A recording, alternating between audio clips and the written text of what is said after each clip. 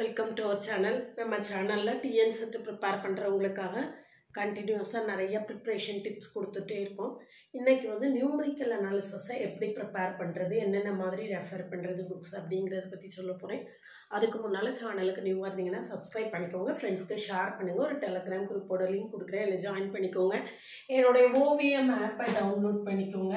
அதில் நிறையா prescribed book, previous year questions எல்லாமே கொடுத்துருக்கேன்.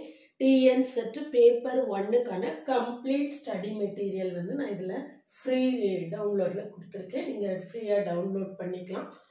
அதுவும் உங்களுக்கு வந்து ரொம்பவே ஹெல்ப்ஃபுல்லாக இருக்கும். பேப்பர் 1 காமன் ஃபார் ஆல், எல்லாருக்குமே இது ஹெல்ப்ஃபுல்லாக இருக்கும். அதனால் மேத்ஸ் பார்க்குறவங்க மற்றவங்களுக்கு இந்த சேனலை, நம்மளோட சேனலில் இந்த ஓவியம் ஆப்பை ஷேர் பண்ணுங்கள். எல்லாருக்குமே அது கொஞ்சம் ஹெல்ப்ஃபுல்லாக இருக்கட்டும். நியூமரிக்கல் அனாலிசிஸை பொறுத்த வரைக்கும் நம்மளுக்கு சிலபஸ் வந்து ரொம்ப குறைவு, ரொம்ப கம்மியாக தான் போர்ஷன் கொடுத்துருக்காங்க நியூமரிக்கல் அனாலிசிஸில்.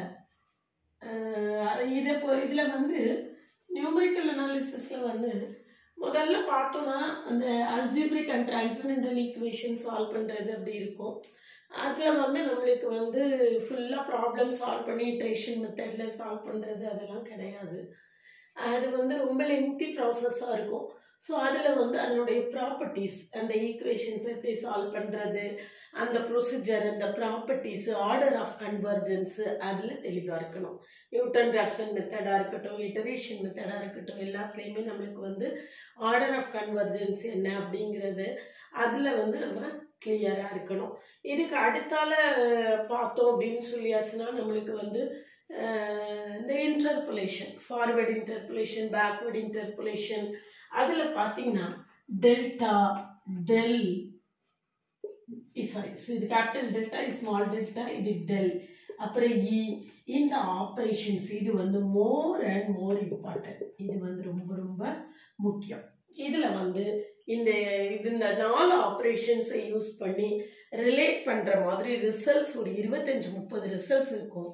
அதை நல்லா பார்த்துட்டிங்கன்னா அதுலேருந்து 2-3 கொஸ்டின் வர்றதுக்கு சான்ஸ் இருக்குது. சரியா?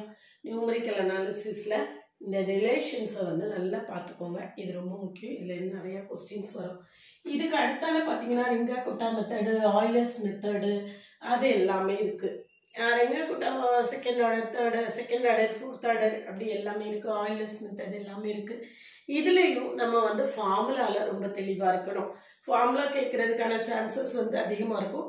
அல்லது ஒரே ஒரு மெத்தடு, ஒரே ஒரு இட்ரேஷன், ஃபர்ஸ்ட் இட்ரேஷன் மட்டும் அந்த மாதிரி கேட்குறதுக்கு சான்ஸ் இருக்கும். அதனால அதெல்லாம் நல்லா பார்த்துக்கோங்க. இதில் என்ன புக்கு ரெஃபர் பண்ணணும் அப்படின்னு பார்த்தீங்கன்னா numerical analysis by MK Venkatraman ஒரு புக் இருக்கும். அகஸ்தியன் பப்ளிகேஷன்லேருந்து போட்டிருப்பாங்க. இந்த புக்கு ரொம்ப அருமையாக இருக்கும். நம்மளுக்கு தேவையான கண்டென்ட் எல்லாமே இதில் இருக்கும். இது ரொம்ப ஹார்டாக ஃபீல் பண்ணிங்கன்னா என்ஜினியரிங் மேத்தமெட்டிக்ஸில் நியூமரிக்கல் மெத்தட்ஸ் அப்படின்னு சொல்லி புக்ஸ் இருக்கும். என்ஜினியரிங் மேத்தமெட்டிக்ஸில் நியூமரிக்கல் மெத்தட்ஸுக்குன்னு தனியாக புக் இருக்கும். அல்லது ஐயங்கார், ஜெயின் அண்ட் ஐயங்கார் பார்க்கலாம். ஜெயின் அண்ட் ஐயங்கார்லாம் கொஞ்சம் கூட நல்ல லெவல் கூடுதலாக இருக்கும். அது கொஞ்சம் நிறையா கான்செப்ட்ஸ் வந்து இன்னும் கொஞ்சம் டீப்பாக அப்படி இருக்கும். இந்த எம்கே வெங்கட்ராமன் நம்மளுக்கு ரொம்ப ஈஸியாக பார்த்தோன்னே புரிகிற மாதிரி இருக்கும். இதில் என்ஜினியரிங் மேத்தமெட்டிக்ஸில் நீங்கள் என்ன மாதிரி புக்ஸ் வேணாலும் ரெஃபர் பண்ணிக்கலாம். கந்தசாமி, திலகவதி அந்த புக்கு பார்த்துக்கலாம். அப்படி இல்லை அப்படின்னா கந்தசாமி, திலகவதி புக்கு பார்க்கலாம். அப்படி இல்லைன்னா சிங்காரவேலுன்னு ஒரு புக்கு இருக்கும். அது ரொம்ப எளிமையாக கொடுத்துருப்பாங்க. சிங்காரவேலு புக்கு ரொம்ப எளிமையாக அப்படி கொடுத்துருப்பாங்க, அது பார்த்துக்கலாம். பாலாஜின்னு ஒரு புக்கு இருக்குது. அவர் வந்து நியூமரிக்கல் மெத்தட்ஸில் புக்கு போட்டிருக்காரா அப்படின்னு எனக்கு சரியாக தெரியலை. ஏன்னா ரீசன்ட் டைம்ஸில் வந்து எல்லாரும் என்ஜினியரிங் மேத்தமெட்டிக்ஸ்க்கு பாலாஜிங்கிற புக்கை ஃபாலோ பண்ணுறாங்க. நான் ஆரம்ப காலகட்டத்தில் என்ஜினியரிங் மேத்ஸ் இருக்கிற காலகட்டத்தில் நான் கந்தசாமி, திலகவதி அது பார்த்துருக்கேன். சிங்காரவேலு ரொம்ப லோ லெவலாக பார்த்த உடனே ஸ்டூடெண்ட்ஸ்க்கு எளிமையாக புரிகிற மாதிரி இருக்கும். அதனால ஸ்டூடெண்ட்ஸ் எல்லாம் சிங்காரவேலு ஃபாலோ பண்ணுவாங்க. இப்போ ரீசெண்ட் ட்ரெண்ட்ஸில் பாலாஜி ஃபாலோ பண்ணுறாங்க அப்படின்னு சொல்கிறாங்க. ரீசெண்ட் ட்ரெண்ட்ஸில் எனக்கு என்ஜினியரிங் மேத்தமெட்டிக்ஸ் கூட நல்ல க்ளோஸ் ரிலேஷன்ஷிப் இல்லை. இருந்தாலும் உங்களுக்கு வந்து இந்த புக்கு நல்லா இருக்கும். எம்கே வெங்கட்ராமன் நல்லா இருக்கும். கந்தசாமி, திலகவதி நல்லா இருக்கும். சிங்காரவேலு கூட பரவாயில்ல, நாட் பேட், எடுத்துக்கலாம், ஒன்றும் பிரச்சனை இல்லை. இந்த மாதிரி இந்த புக்ஸ் எல்லாம் ரெஃபர் பண்ணி தேவையான சின்ன சின்ன பார்த்த உடனே எளிமையாக ஆன்சர் பண்ணுற மாதிரி கொஸ்டின்ஸாக எடுத்து வச்சுக்கோங்க. அது ரொம்ப முக்கியம். இன்டர்பிளேஷனில் forward interpolation, Newton's forward interpolation formula, backward interpolation formula, central formula, எல்லாத்தையும் differentiation, numerical differentiation, numerical integration, அதை விட்டுட்டு இதில் நியூமரிக்கல் டிஃப்ரென்ஷியேஷன், நியூமரிக்கல் இன்டகிரேஷன் எல்லாமே இந்த இன்டர்பிளேஷனோட சேர்ந்தே தான் வரும். இதில் numerical integration Simpson's 1/3 rule, trapezoidal rule, அப்புறம் சிம்சன்ஸ் 3/8 ரூல் எல்லாமே பார்த்துக்கோங்க. அதில் ப்ராப்ளம்ஸை விட அது ரிலேட்டடாக உள்ள தியரி பார்க்கல கவனம் கொடுங்க, அது ரொம்ப முக்கியம். சரிதானா? இதெல்லாம் பார்த்துக்கோங்க. நியூமரிக்கல் அனாலிசிஸை பொறுத்த வரைக்கும் ரொம்ப ஈஸியாக ஸ்கோர் பண்ணக்கூடிய ஒரு ஏரியா. மொத்தமாக ஒரு 10-50 கான்செப்ட்ஸ் பார்த்துட்டீங்க அப்படின்னாலே எல்லா கொஸ்டின்ஸுமே அட்டன் பண்ணிடலாங்கிற அளவுக்கு ரொம்ப எளிமையாக இருக்கும். ஈஸியாக ப்ரிப்பேர் பண்ணிடலாம். பிஜி டிஆர்பி மேத்ஸுக்கான ஆன்லைன் கோச்சிங் கிளாஸஸ் இருக்குது. டிஎன் செட்டுக்கும் ஆன்லைன் கிளாஸஸ் இருக்குது. நீங்கள் 2 கம்பைன்டு கோர்ஸாக ஜாயின் பண்ணினாலும் படிக்கலாம். ஒன்ஸ் ஃபீஸ் பே பண்ணி 2 கோர்ஸ் ஜாயின் பண்ணிக்கலாம். கிளாஸஸ் எப்படி இருக்குன்னு கமெண்ட்லேயும் டிஸ்கிரிப்ஷன் லிங்க் கொடுத்துருக்கேன், போய் பார்த்துட்டு கிளாஸஸ் பிடிச்சிருந்தேன்னா ஜாயின் பண்ணுங்கள்.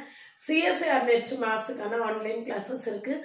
அதுவும் நீங்கள் வந்து ஏதாவது ஒரு இன்னொரு கோர்ஸ் கூட கம்பைண்டாக ஜாயின் பண்ணனாலும் பண்ணிக்கலாம். எந்த கோர்ஸ் வேணாலும் நீங்கள் சூஸ் பண்ணிக்கலாம்.